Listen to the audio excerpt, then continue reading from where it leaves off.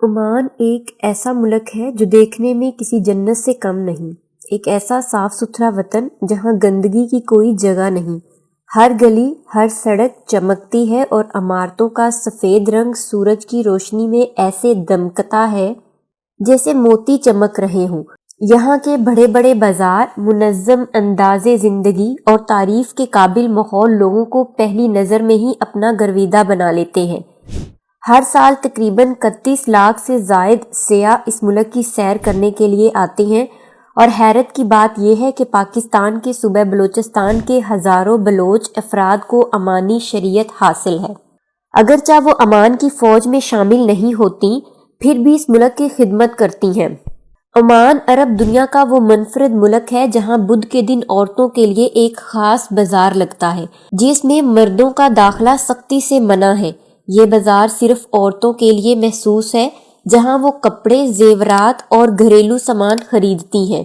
Oman کی خواتین ایک خاص قسم کا نقاب پہنتی ہیں جس کی وجہ سے صرف پردہ نہیں بلکہ اپنی ثقافت کی پہچان کو زندہ رکھنا ہے۔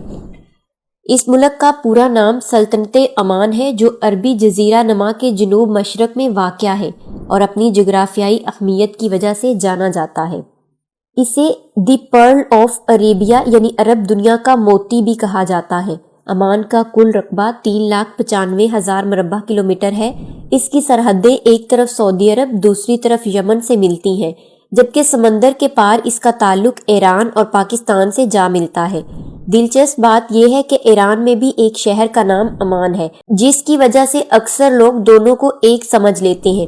اگر تاریخ پر نظر ڈالیں تو یونان کی 3 قدیم کتابوں میں بھی اس سرزمین کا ذکر ملتا ہے، جہاں 2000 سال پہلے اسے گوما کے نام سے پکارا جاتا تھا۔ اس دور میں یہاں کے عرب سمندر سے مچھلیاں پکڑ کر کھجوریں بیچتے تھے اور گھوڑے اونٹ پال کر زندگی گزارنے والے عمان کے مشرقی علاقے دوک رحمان میں دنیا کے بڑے آئل فیلڈز موجود ہیں، اور یہی علاقہ ملک کی ریڑھ کی ہڈی سمجھا جاتا ہے۔ یہاں سے مچھلیاں اور کھجوریں بڑی مقدار میں دنیا بھر میں ایکسپورٹ ہوتی ہیں، جس سے بھاری آمدنی حاصل ہوتی ہے۔ ان کا سالانہ جی ڈی پی 861 بلین ہے، جبکہ شہریوں کی اوسط سالانہ آمدنی 46,615 ہے، یعنی پاکستانی کرنسی میں تقریباً 25,57,625 بنتی ہے۔ عمان کو بہترین ٹورسٹ ڈیسٹینیشن مانا جاتا ہے۔ اس کی اپنی کرنسی عمانی ریال ہے، جو دنیا کی تیسری اہم کرنسی ہے۔ یہاں کی کرنسی سب سے طاقتور سمجھی جاتی ہے۔ حیرت کی بات یہ ہے کہ 1977 تک یہاں بھارتی روپیہ استعمال ہوتا تھا، لیکن بعد میں سلطان قابوس بن سعید نے عمانی ریال متعارف کروایا، اور آج ایک عمانی ریال پاکستانی 477 روپے کے برابر ہے۔ عمان کی معیشت اتنی مضبوط ہے کہ یہاں کے شہری انکم ٹیکس نہیں دیتے، ہوٹلوں اور ریسٹورانوں میں کوئی ٹپ نہیں دیتا، لیکن ہر کوئی اپنی سروس سے مطمئن ضرور ہوتا ہے۔ مزید دلچسپ بات یہ ہے کہ جب کوئی عمانی نوجوان 18 سال کا ہوتا ہے تو اسے حکومت نہ صرف شادی کے لیے گھر کا بندوبست کر کے دیتی ہے، بلکہ اگر اس کی آمدنی اس کے گھر کا خرچہ $1,000 سے کم ہو تو وہ بھی حکومت برداشت کرتی ہے۔ سوچیں، کیا آپ بھی ایسے ملک کی شہریت لینا چاہیں گے جہاں بغیر پیسہ خرچ کیے اپنا گھر بنانا ممکن ہو؟ کمنٹ میں ہاں یا نہ لکھیں۔ اور ہاں، اگر آپ کبھی عمان جائیں تو یاد رکھیں وہاں ایک غیر تحریری قانون ہے۔ بازاروں اور سڑکوں پر شور شرابہ یا جھگڑا سختی سے منع ہے۔ ایسا کرنے والا سیدھا جیل جا سکتا ہے، کیونکہ عمانی معاشرہ سکون اور برداشت کو سب سے زیادہ اہمیت دیتا ہے۔ یہاں دن کی نسبت رات میں زیادہ چہل پہل ہوتی ہے، کیونکہ گرمی کی وجہ سے تعمیراتی اور مزدوروں کے کام رات کو ہوتے ہیں۔ راتیں جاگتے ہیں جبکہ دن سوتے ہیں۔ عمان کی راتیں باقی عرب دنیا سے کچھ مختلف ہیں۔ یہاں کئی نائٹ لائف خاموشی اور وقار کے ساتھ چلتی ہے۔ اگر آپ دبئی یا دوحہ جیسے شہروں کی چمک دھمک والی پارٹیز اور تیز موسیقی کے عادی ہیں تو عمان آپ کو حیران کر دے گا، کیونکہ یہاں کی راتوں میں سکون، آرام اور شائستگی کا راج ہے۔ عمان میں اوپن شراب نوشی یا سڑکوں پر بے تحاشا گھومنے پھرنے جیسی چیزیں نہیں ہوتی، کیونکہ یہ ملک سخت اسلامی اور ثقافتی قوانین کے تحت چلتا ہے۔ شراب صرف مخصوص 5 اسٹار ہوٹلوں میں دستیاب ہوتی ہے، ٹورسٹ بازار اور پرائیویٹ کلبز میں ہی دستیاب ہے، اور ہاں، وہاں صرف غیر مسلم سیاح یا خاص لائسنس یافتہ افراد ہی استعمال کر سکتے ہیں۔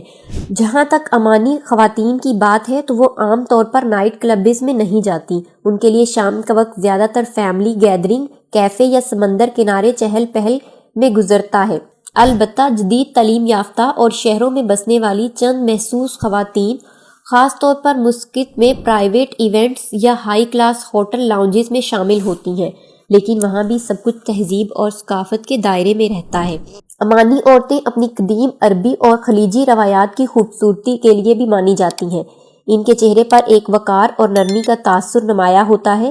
اکثر عمانی خواتین کی آنکھیں بڑی گہری اور سیاہ رنگ کی ہوتی ہیں جو ان کے چہرے کو پرکشش اور پر اثر بناتی ہیں۔ ان کے بال عام طور پر گھنے سیاہ اور چمکدار ہوتے ہیں جنہیں وہ زیادہ تر نقاب یا اسکارف میں چھپا کر رکھتی ہیں۔ 1975 سے پہلے سلطان شہید تیمور کے دور میں تیل کے ذخائر ملنے کے باوجود عمان دنیا سے الگ تھلگ تھا۔ یہاں ایک بھی ہوٹل موجود نہیں تھا۔ پھر 1970 میں سلطان قابوس بن سعید نے اپنے والد کا تختہ الٹا اور حکومت سنبھالی اور عمان کو جدید دور میں داخل کر دیا۔ انہوں نے ملک میں سینکڑوں ہوٹلز تعمیر کروائے اور انفراسٹرکچر کے شعبے میں انقلاب برپا کیا۔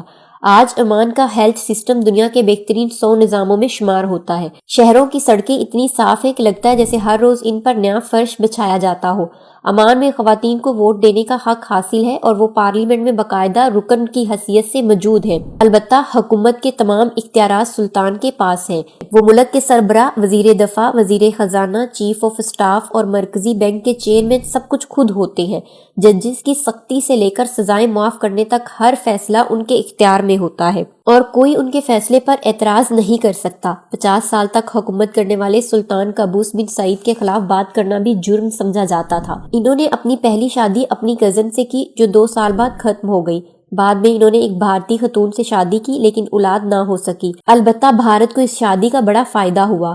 آج عمان میں ہزاروں بھارتی شہری کام کرتے ہیں، خاص طور پر سافٹ ویئر انجینئر جو ملک کی ترقی میں اہم کردار ادا کر رہے ہیں۔ انہیں بڑی آنت کے کینسر کی بیماری لاحق ہوئی اور 6 سال تک اس بیماری سے لڑنے کے بعد وہ 10 جنوری 2020 کو انتقال کر گئے۔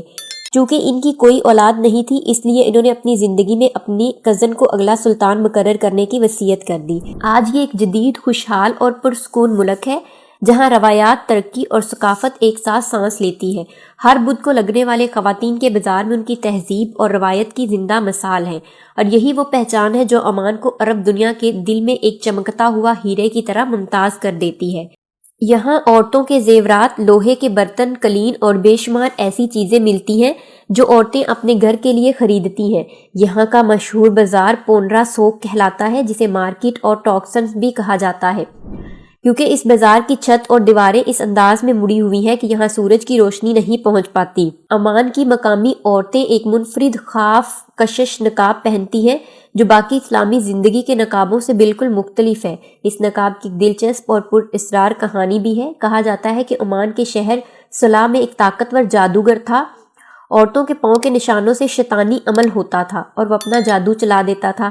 اس ظلم سے بچنے کے لیے عورتوں نے اپنے چہرے اور جسم کو چھپانا شروع کر دیا اور یوں یہ خاص نقاب ایک روایت بن گیا جو آج تک قائم ہے۔ اگرچہ اب اس کا رواج بہت کم رہ گیا ہے۔ اب آتے ہیں اس تاریخی غلطی کی طرف جو بھارت نے کی اور آج تک پچھتا رہا ہے۔ جب عمان کے سلطان تیمور بن سعید نے بھارت کو دبانے اور سیتی پوائنٹ کو انتہائی کم قیمت پر بیچنے کی پیشکش کی تو اس وقت کے نہرو حکومت نے یہ کہہ کر انکار کر دیا کہ اس علاقے میں رکھا ہی کیا ہے۔ بعد میں اسی علاقے اور اس کی کینڈی واٹر پورٹ کو بھارت نے اپنے زیر اثر لانے کی کوشش کی لیکن پاکستان پہلے سے ہی اس پر نظر رکھے ہوئے تھا۔ 1958 میں پاکستان نے یہ پورٹ عمان سے صرف 3 ملین امریکی ڈالر میں خرید کر اپنی حدود میں شامل کر لیا۔ آج یہ بندرگاہ غدر پور پاکستان کے لیے گیم چینجر بن چکی ہے جس نے ایران اور UAE کی بندرگاہوں کی اہمیت کو پیچھے چھوڑ دیا ہے۔ بھارت آج بھی اپنی اس غلطی پر افسوس کرتا ہے اور بلوچستان میں نفاق ڈال کر اس بندرگاہ کے خلاف پروپیگنڈا کرتا ہے۔ دلچسپ بات یہ ہے کہ عمان کے زیادہ دیر رہنے کی وجہ سے بہت سے بلوچ شہریوں کے پاس آج بھی عمانی شہرت ہے اور بڑی تعداد میں لوگ وہاں روزگار کے لیے مقیم ہیں۔ عمان کا سب سے بڑا اور خوبصورت شہر مسقط ہے جو دارالحکومت بھی ہے۔ تقریباً 15 لاکھ آبادی والا یہ شہر اپنی خوبصورتی اور ترتیب کے لیے مشہور ہے۔ یہاں کی سب سے بڑی عبادت گاہ سلطان قابوس گرینڈ مسجد ہے جو 6 سال میں تعمیر ہوئی۔ اسی کی خاص بات یہ ہے کہ اس کا پتھر بھارت سے منگوایا گیا اور اندر بچھا ہوا دنیا کا سب سے بڑا ایک ٹکڑا قالین ہے جو 600 عورتوں نے 4 سال کی محنت سے اپنے ہاتھوں سے تیار کیا۔ اس قلین کا وزن ہزاروں ٹن ہے اور اس میں استعمال ہونے والی رنگ اس مسجد کو ایک شاہکار بنا دیتے ہیں۔ مسقط بندرگاہی شہر بھی ہے جہاں مچھلیوں کا کاروبار سب سے زیادہ ہوتا ہے اور یہاں کی خاص بات یہ ہے کہ تمام عمارتیں سفید رنگ پر ایک جیسی دکھائی دیتی ہیں۔ کوئی بھی عمارت 5 منزل سے زیادہ بلند نہیں، کیونکہ یہ سلطان کا حکم تھا کہ شہر کی خوبصورتی قائم رہے۔ اگر آپ عمان کی گلیوں سے گزریں تو ایک دلکش خوشبو آپ کا استقبال کرے گی۔ اگر آپ کسی عمانی گھر میں جائیں تو آپ کی توجہ لیمو کی چائے، کھجور اور لبھان کی خوشبو کی طرف ہوگی، جو مہمان نوازی کی علامات سمجھی جاتی ہیں۔ دنیا کے بہترین عربی گھوڑے یہاں پائے جاتے ہیں، جن کی نسل کو حضرت سلیمان علیہ السلام کے خاص گھوڑوں سے جوڑا جاتا ہے۔ کہا جاتا ہے کہ ایک گھوڑا حضرت سلیمان علیہ السلام کو سمندر سے ملا تھا، جو اپنی وفاداری میں بے مثال تھا، اور آج انہی گھوڑوں کی نسل دنیا بھر میں عرب شاہی خاندانوں کی پسندیدہ ہے۔ یہی نہیں، عمان کے کاریگر دنیا کے بہترین لگژری جہاز بناتے ہیں۔ عمانی شپ بلڈرز نے یہ ہنر اپنے آباء و اجداد سے سیکھا اور آج ان کے بنائے ہوئے بحری جہاز عالمی معیار کے سمجھے جاتے ہیں۔ یہاں کے لوگ تعلیم کے معاملے میں پیچھے نہیں۔ عمان کی خواندگی شرح 95% ہے اور لوگ نہ صرف محنتی ہیں بلکہ ایک دوسرے کے مددگار بھی ہیں۔ یہی وجہ ہے کہ یہاں جرم کی شرح تقریباً 0 ہے۔ عمانی قوم خوش مزاج، مہمان نواز اور پرسکون طبیعت کی مالک ہے۔ اکثر مقامی لوگ بائیک پر آنے والے مسافروں کو روک کر اپنے گھر مہمان بناتے ہیں، انہیں چائے اور کھانے کی دعوت دیتے ہیں۔ تو دوستو، کیسی لگی آپ کو آج کی ویڈیو؟ اگر ویڈیو پسند آئی ہے تو چینل کو سبسکرائب کریں، ویڈیو کو لائک کریں اور بیل آئیکن کو دبائیں تاکہ ہماری مزید دلچسپ اور معلومات سے بھری ویڈیو آپ تک پہنچتی رہے۔ تب تک کے لیے اللہ حافظ۔